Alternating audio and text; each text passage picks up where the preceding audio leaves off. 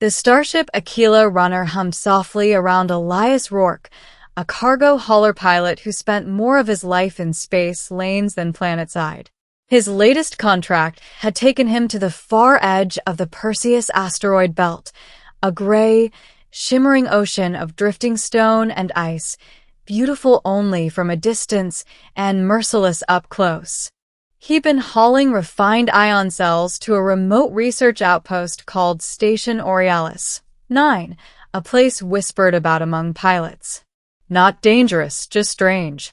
People said the station existed for studying non-registered cosmic anomalies, which could mean anything. But Elias didn't care. Work was work. A warning light blinked crimson across his console just as Aurealis 9 came into view. Unscheduled gravitational distortion detected. The ship's AI chimed. Recommend evasive. Impact. The ship lurched violently. Elias slammed into the harness. Outside, the stars warped, twisting like stretched glass.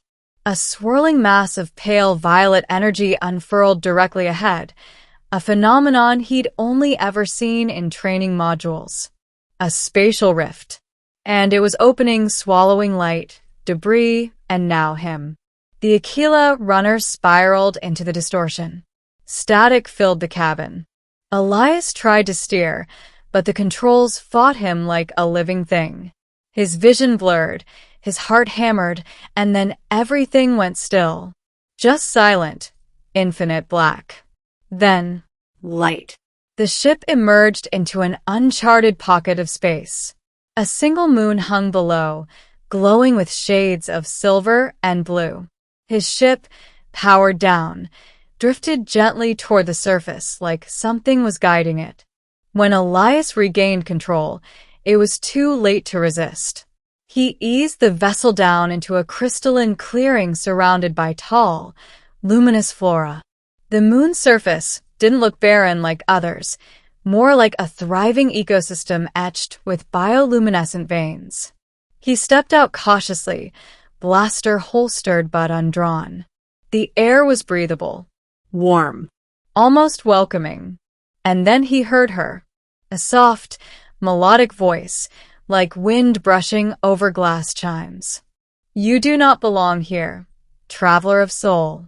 Elias froze. A figure stepped out from behind a cluster of glowing spires.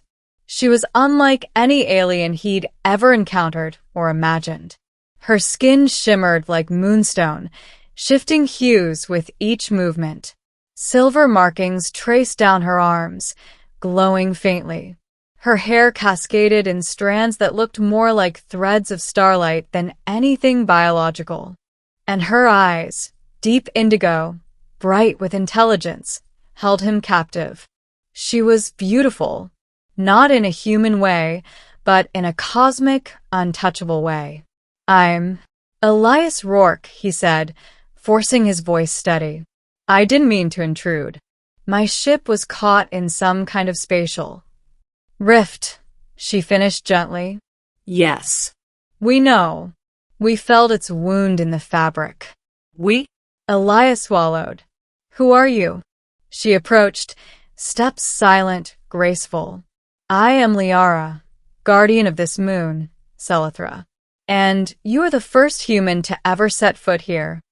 Her gaze drifted over him. Curious, observant, but not hostile. Your kind is reckless, she continued softly. Yet you survived the passage. Few ever do. Elias exhaled, tension easing slightly. Trust me, surviving wasn't intentional. I just want to find a way home. Liara tilted her head, studying him. We may help you. But first, there is something you must understand. She gestured for him to follow. Middle, the moon of Celithra. Liara led Elias through a forest of crystalline trees that emitted gentle pulsing light. Strange creatures, transparent, ethereal, floated among the branches. Some had wings made of refracted colors. Others swam through the air like liquid shadows. This place, it's incredible, Elias whispered. This moon exists between layers of space, Liara explained. A refuge formed long before my people arrived.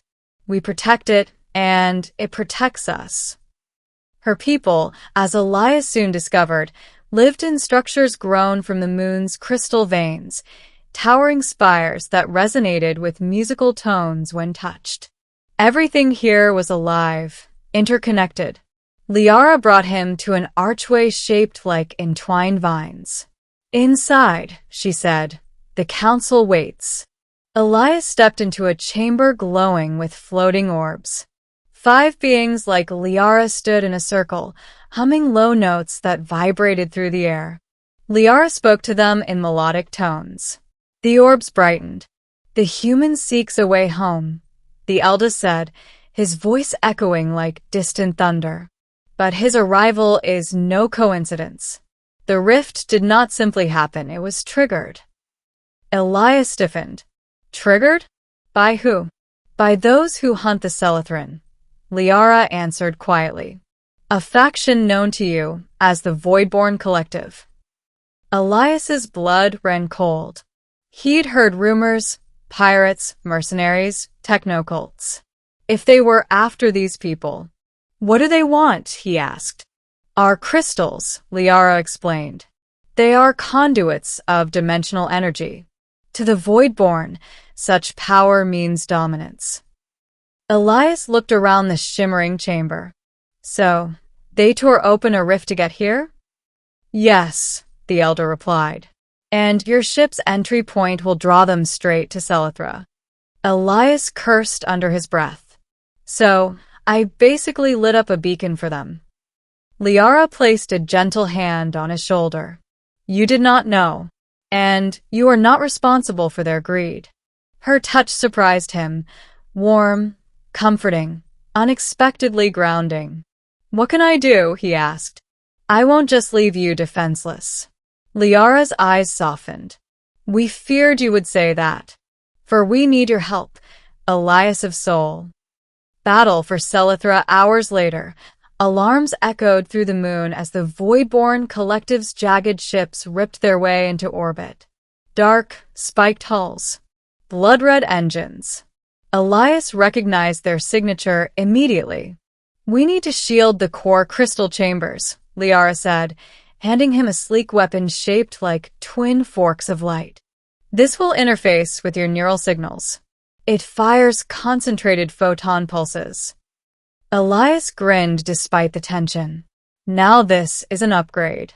Liara pressed her forehead briefly to his, a gesture of trust among her people. Fight with clarity. Fight with purpose. We stand with you. The ground trembled as metallic pods slammed into the crystal fields. Voidborn warriors, clad in obsidian armor, spilled out with charged rifles. Elias took cover behind a crystalline ridge. On your mark, he shouted. Liara's voice echoed in his mind through the weapon's neural link. Now. They moved as one. Elias firing photon bursts that cut through armor, Liara weaving threads of luminous energy that bound enemies in place. The Celethrin Guardians fought with elegant, dance-like movements, each strike resonating with harmonic vibrations that shattered enemy weapons. But the Voidborn kept coming. Explosions rippled across the fields. The moon's light dimmed. A monstrous drill cruiser pierced the atmosphere, its engines screeching as it descended toward the central crystal chamber. Liara's panic rippled through the link. They seek the heart of Celethra. Elias clenched his jaw. Then let's stop them. They sprinted toward the chamber, dodging blasts and falling debris. As they reached the crystalline gates, a towering Voidborn commander stood blocking the entrance, 3 meters tall, armored like a walking fortress. His voice crackled through his helmet. Move aside. The heart belongs to us. Elias raised the photon weapon. You want it? You'll have to go through us. The commander laughed. So be it. He charged. Liara leapt aside, firing a stream of energy. The commander swatted her away like dust. She crashed against a crystal spire, gasping in pain. Liara, Elias yelled. The commander swung at him with a seismic force. Elias dodged narrowly, firing burst after burst, but the armor absorbed them like harmless sparks. Then Elias saw it, the faintest flicker on the commander's chest plate. A weak point. He sprinted forward, sliding under the giant's arm and firing a concentrated pulse right into the gap. The blast detonated inside the armor, sending the behemoth stumbling. Liara, regaining strength, joined him. Together, she shouted. Their combined energy streams hit the exposed circuitry, and the commander collapsed, a massive thud echoing across the chamber. But the heart of Selithra was already destabilizing. The drill cruiser's descent had fractured the crystal veins feeding into it. It's collapsing, Liara whispered, horror filling her voice. Elias grabbed her arms. Tell me what to do. She stared into his eyes, fearful, trembling. It requires a stabilizing tether linked to a sentient mind. But the one who forms the tether may never return to normal space. Elias didn't hesitate. I'll do it. Liara froze. No. Elias, you don't understand. You could lose yourself. Your memories. Everything. He gave a small, steady smile. Then tell me your people will live. Tell me this world will survive. Tears shimmered in her luminous eyes. Your boldness, it leaves me without words. Elias stepped forward, placing the tethering device against his chest. Liara, listen. If this is the only way, then let me do it. Her voice broke. Why? Why would you risk everything for us, for me? Elias inhaled deeply. Because I won't let beauty like this, your world, your people, you, be destroyed while I stand by. Because meeting you showed me a universe worth fighting for. Liara stared at him, speechless, breath trembling, a soft glow blooming in her cheeks. For the first time, the alien beauty who had seen countless cosmic wonders had no words. Ending, the tether of fate, the chamber filled with blinding white light as Elias bonded with the heart. Energy surged through him, cold, hot, electric, ancient. Memories flashed, Earth's sunsets, childhood laughter, friends he'd lost, dreams he'd chased. Then Liara's face, calm, strong, radiant. He clung to that image as the tether anchored. The heart stabilized. The moon brightened again. Crystals sang in harmonic resonance. Liara rushed to him as the light faded. Elias, Elias, can you hear me? He opened his eyes slowly. I'm still here. Her hands cupped his face, relief washing over her like a breaking tide. You tethered to the heart, but it did not take your mind. You held yourself together. Didn't plan on going anywhere, he whispered, smiling weakly. Outside, the void-born ships retreated, their rift collapsing behind them.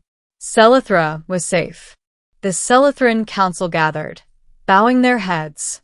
You have done what no outsider ever has, the elder said. You saved our world. You are welcome here always. But Elias turned to Liara. So, what happens now? Liara's expression softened into something warmer than starlight. Now you rest. Heal. And when you choose your path, whether back to Earth or here beside us, I will walk with you. Elias smiled. Then maybe I'll stay a while. Good, she whispered, taking his hand. Because there is much of Selithra I wish to show you. And much of you I wish to understand. He squeezed her hand gently. Then lead the way, Liara. Together, they stepped into the glowing forest, two worlds intertwined, their fates forever changed. For Elias, it was no longer just about surviving.